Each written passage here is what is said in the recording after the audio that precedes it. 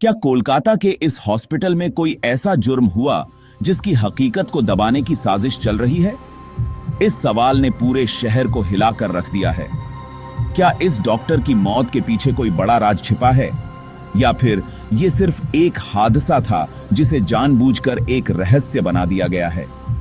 चलिए आज हम उन 5 सवालों पर गौर करते हैं जिनका जवाब सीबीआई को इस केस को हल करने के लिए देना होगा। ये सवाल न केवल इस केस की गुत्थी सुलझाने में मदद करेंगे, बल्कि इससे जुड़े कई और पहलुओं को भी उजागर करेंगे। मेडिसिन डिपार्टमेंट में पीजी सेकेंड ईयर की स्टूडेंट के बलात्कार और कत्ल ने पूरे मुल्क को झकझोर कर रख दिया है। इस घटना ने न केवल मेडिकल समुदाय को बल्कि आम जनता को भी गहरे सदमे में डाल दिया है। अब इस केस की तहकीकात सीबीआई के हाथों में है।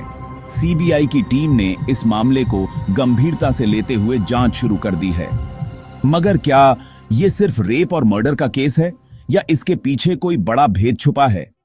क्या इस घटना के पीछे कोई गहरी साजिश है जिसे अब तक उजागर नहीं किया गया है? सीबीआई के सामने सबसे पहला सवाल, क्या यह रेप था या गैंग रेप? इस सवाल का जवाब इस केस की दिशा को पूरी तरह से बदल सकता है। पोस्टमार्टम रिपोर्ट में जो सबूत मिले हैं वो इस तरफ इशारा करते हैं कि मरने वाली के जिस्म में 151 ml सीमन मौजूद था। ये एक महत्वपूर्ण सबूत है जो इस केस को सुलझाने में मदद कर सकता है। क्या ये सिर्फ एक शख्स का हो सकता है, या फिर ये किसी बड़े समूह का काम है, या शायद इसमें कई लोग शामिल थे? अगर हाँ, तो ये लोग कौन हैं और उनका इस घटना से क्या संबंध है?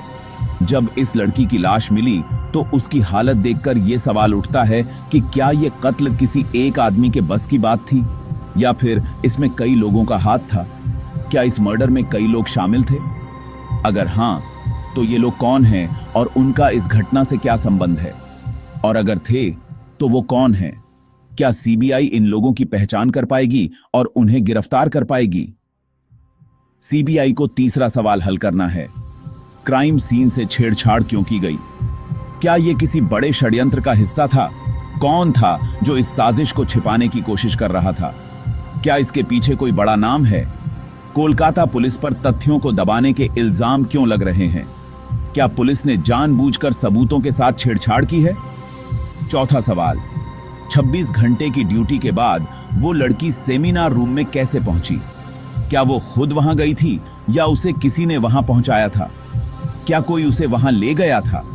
अगर हां, तो वो कौन था और उसका इस घटना से क्या संबंध है? आरोपी संजय रॉय का इसमें क्या किरदार था? क्या वो इस घटना का मुख्य आरोपी है या फिर उसके पीछे कोई और है? आखिरी और सबसे अहम सवाल, क्या सीबीआई आरोपी संजय रॉय से सच्चाई उगलवा पाएगी? क्या वो इस केस की गुत्थी सुलझाने में मदद करेगा? उसके पास इतने पैसे कहां से आए, और क्या वो किसी बड़े गिरोह का हिस्सा है? क्या उसके पास कोई और राज छुपा है?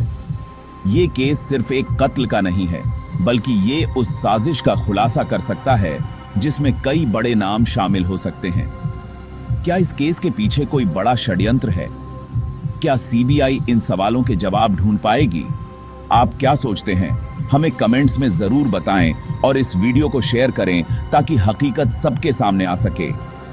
इस केस की सच्चाई जानने के लिए हमारे साथ जुड़े रहें।